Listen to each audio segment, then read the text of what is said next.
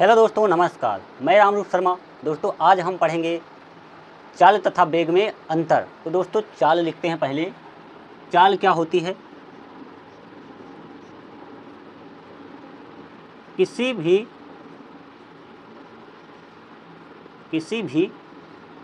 दिशा में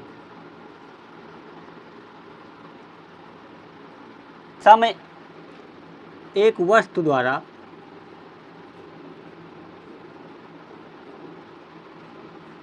एकांक समय अंतराल में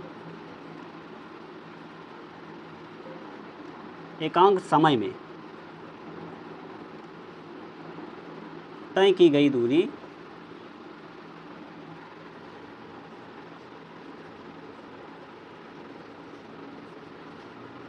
को चाल कहते हैं।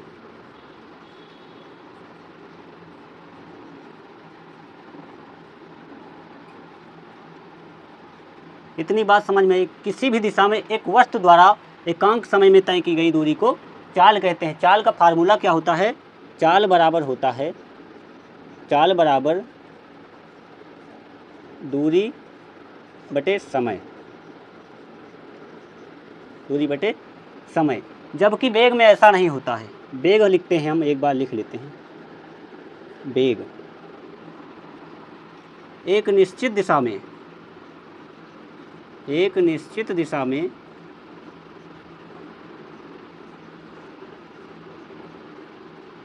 एक वस्तु द्वारा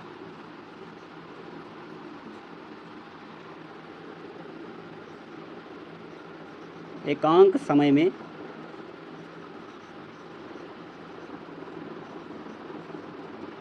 तय की गई दूरी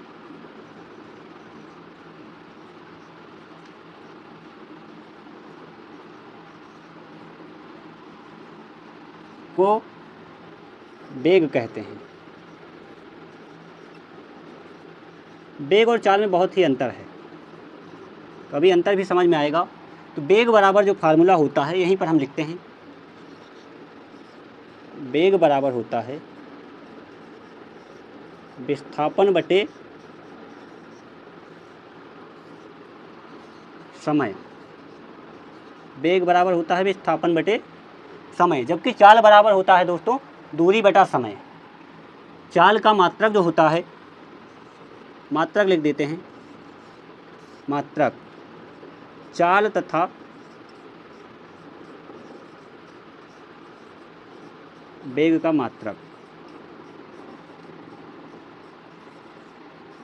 यहाँ पर हम एसआई मात्रक लिखते हैं। एसआई मात्रक होता है मीटर प्रति सेकंड। ये हुई चाल का फार्मूला, हुआ दूरी बटा समय। वेग बराबर हुआ विस्थापन बटा समय। तो दोस्तों, अभी एक क्वेश्चन लेते हैं, उसके माध्यम से आप लोगों को समझाते हैं। एक उदाहरण के माध्यम से समझते हैं। एक व्यक्ति पॉइंट बी पर है, यहाँ पर है, और बी से यह सी तक आता है, और सी से यह पुनः यहाँ पॉइंट ए पर आता है। तो ये सी तक गया, उसके बाद ये ऐसे यहाँ पर रिटर्न हो गया और यहाँ आ गया ए पर। अब इस समय यह व्यक्ति यहाँ पर है। चला कहाँ से था? यहाँ से था। अब हम देखेंगे कि ए से सी तक की दूरी 15 मीटर है, इसमें दिया गया है, और बी से सी तक की दूरी जो है 10 मीटर है, यह भी दिया गया है। तो अगर हम यहाँ पर देखें कि व्यक्ति द्वारा कितनी दूरी चली गई, तो बी से स्टार्टिंग करता है, यहाँ से जाता है सी तक, कितना? 10 मीटर। अगर हम निकालें कुल दूरी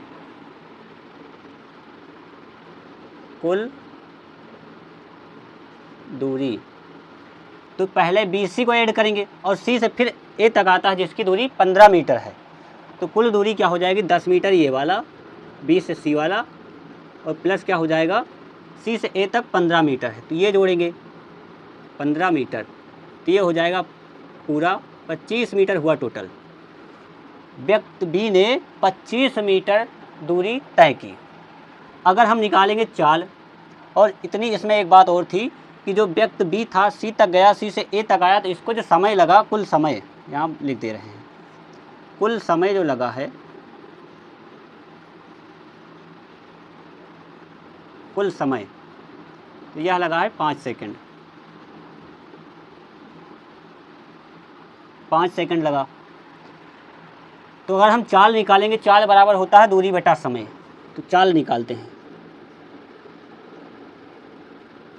दूरी कितनी हुई 25 मीटर, ये लिखेंगे 25। समय कितना लगा था 5 सेकंड, तो ये लिखेंगे 25 मीटर बट्टे 5 सेकंड। तो 5 एकम 5, 5 पच्चे 25, तो यहाँ आ गया 5। तो ये हो गया पूरा 5 मीटर प्रति सेकंड। सेकंड वाला नीचे इसलिए प्रति लग गया, ठीक है, ये बटे का निशान है। अब उसके बाद हम वेग निकालते हैं। वेग बराबर होता है विस्थापन बटा समय। तो यहाँ पर अगर कोई वस्तु बी पर थी, अब इस समय है ए पर, तो ये विस्थापित कितनी हुई। विस्थापन क्या होता है, एक निश्चित दिशा में तय की गई दूरी। तो बी से जो है अब ए के बीच की दूरी कितनी है, पूरा है ये 15, ए और सी के बीच की दूरी 15 है।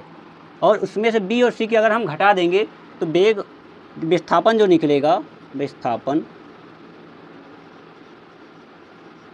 विस्थापन बराबर हो जाएगा टोटल 15, 15 से घटाएंगे 10, 15 मीटर माइनस 10 मीटर, तो ये हो गया 5 मीटर। ये हो गया विस्थापन। वेग बराबर होता है विस्थापन बटा समय। तो अगर हम निकालेंगे वेग बराबर विस्थापन कितना है 5 मीटर, तो लिखेंगे 5 मीटर।